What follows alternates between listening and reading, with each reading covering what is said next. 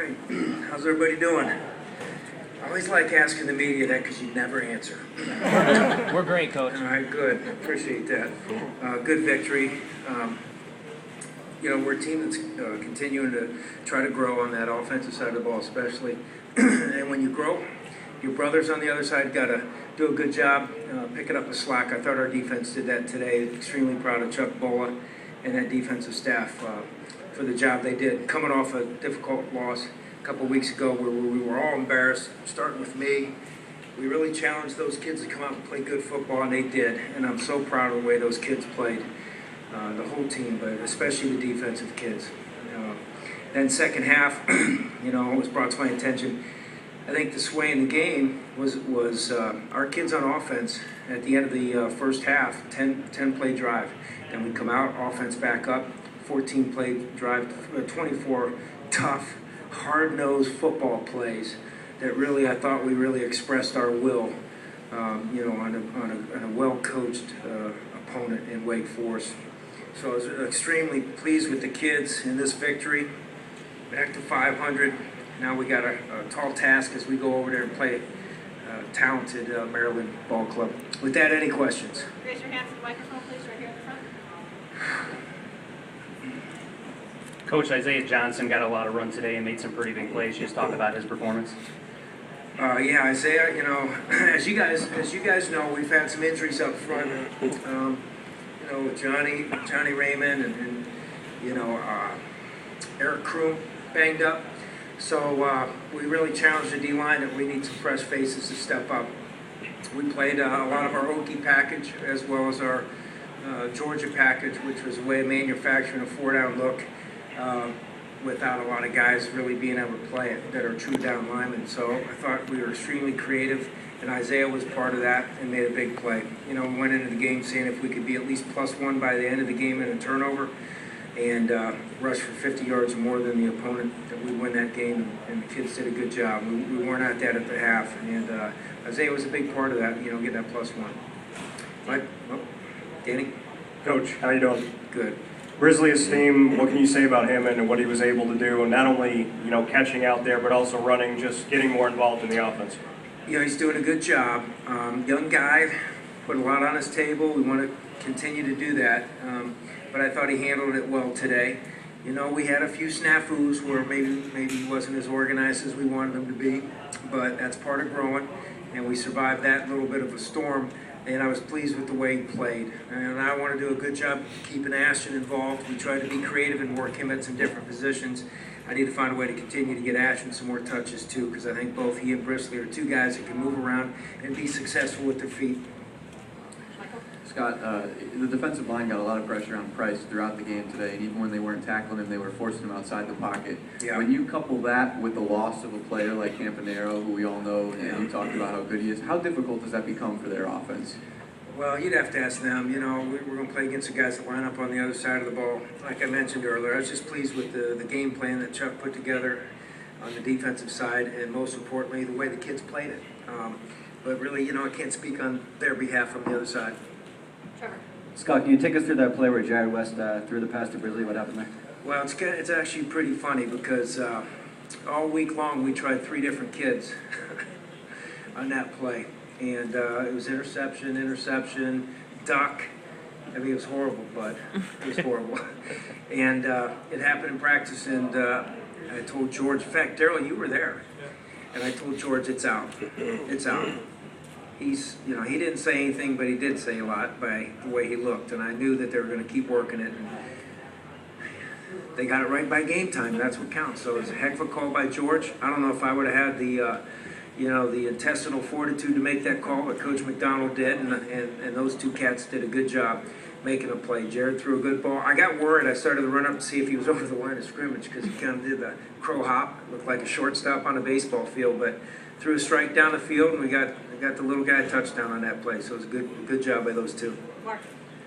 Hey, Coach, after getting shut out in the first half, can you tell me how close you were to taking Terrell out of there, maybe trying Drew, or was that part of the process? Just let my offensive coaches coach and talk to him a little bit here and there, but we like the way he fights, and he's going to keep getting better every week. Steven? Hey Scott, we saw Ashton split out wide a lot today. Is that Yep. something that he's been working on more recently? You want to Yes. get Grizzly involved? How did that happen? Yeah, I wanted to get them both on the field, and wanted to be able to have Ashton also play on the edge and do some things. You know, unfortunately, the way the game plan went, we really didn't get him involved as much as I would like to. But a lot of that has to do with the number of downs, the number of snaps you get in the first half. And we didn't have enough snaps, too many 3-and-outs in those situations. But yes, and we'd like to do that. Two very talented young men that we need to keep trying to exploit their abilities. Brett. Scott, can you just talk about what the plan was to counter Michael Campanero, and how did the dynamic change when he went out of the game? Well, wanted to be physical with them. Wanted to be able to change up the coverage. Wanted to be able to run some cover 2 fire zones, which we haven't done all year. And that was a big part of the game plan, with the thought that we could run pressures and kind of constrict the field. With corners dropping down and playing halves with the safeties, we've done that a lot in the past, but we've stayed away from it until this week. And I thought the kids did a pretty good job. We did give up a bender on it, which I was worried about. We were going to take Marquise Sproul in the empty package and walk him out and have him challenge Campanero and be physical on him. But the plan was really change up the coverage, match up with the nickel back on him every once in a while, and throw some pressures that we didn't throw at him in the past with double clamp coverage, cover 2 family. Nico. Coach, how are you? Nico, I'm doing good. How are you? Good to see you. You kind of talked about it in your opening statement, just, coming off the loss a couple weeks ago. How good does it feel just to come out here and win the way they're dominating on defense and, shutting them out like you did? Feels great. I don't know if it's part of my personality trait, but it takes me a long time to enjoy it. It'll probably be like 10:30 tonight, maybe 11, and finally, but it's wonderful. You feel horrible when you lose. I mean, as a coach, you just feel horrible. It's the worst part of the business, Floyd. You just feel horrible. And when you win, there's that elation. And then you wake up in the morning and you say, oh my gosh, we got to get ready for the next one. So that's kind of the way it works for me, at least. And I know most of the guys I've worked with, we've talked about it a lot. And when you have a bye week after getting your rumps kicked like we did against Georgia Tech, it makes it even more difficult. But I was really proud of the fact that our kids they stuck their chest out. They went to work after that difficult loss. There's been no separation with these kids. They've become tighter when we've had tough situations, and I love them for it. And I think that goes a lot to their character, especially that senior class. And great group of captains. So I couldn't be prouder of these kids because they are of character. They are kids of character. And just got to keep finding ways to win. And I don't care how pretty or ugly they are, as long as we find a way to get a W for this team. I also want to say thanks to our community. I've had so many people say, hang in there, coach, keep fighting. And I can't tell you how motivating that is to me and our kids.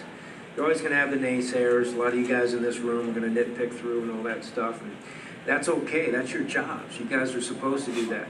But you'll never come in between our kids and our community. The ones that showed up today are the ones that I just sincerely want to thank.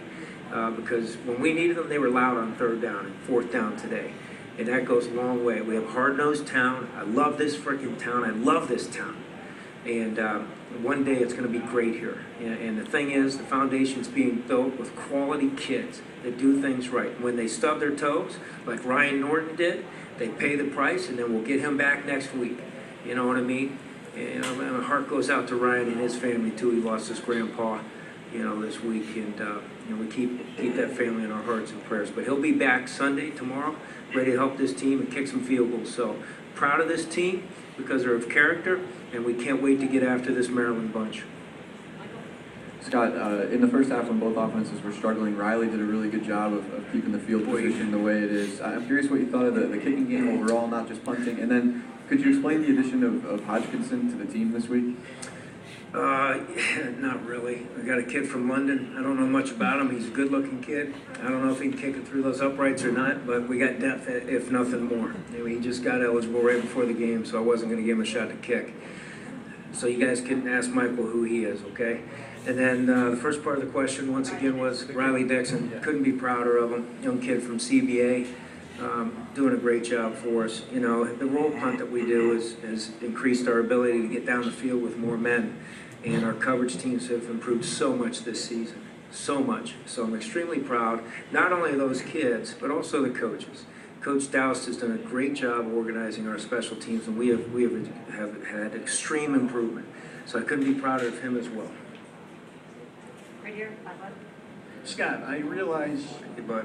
hello, I realize you won 13-0. I realize that it's a 60-minute game, Yeah.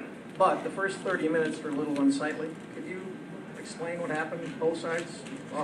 Both you and Wake Forest. Yeah, Not much happened. I can't explain Wake Forest side. We had a battle. It's not always going to be sexy. You play football. Back in the day, that was normal. So, back when you and I were playing, especially when you were playing, that was a normal game. 13-0 was a normal game. You know what I mean, bud?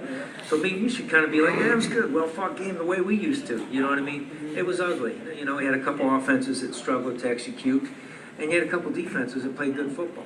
They really did. So being an old defensive guy, I found that game to be extremely sexy in the first half. You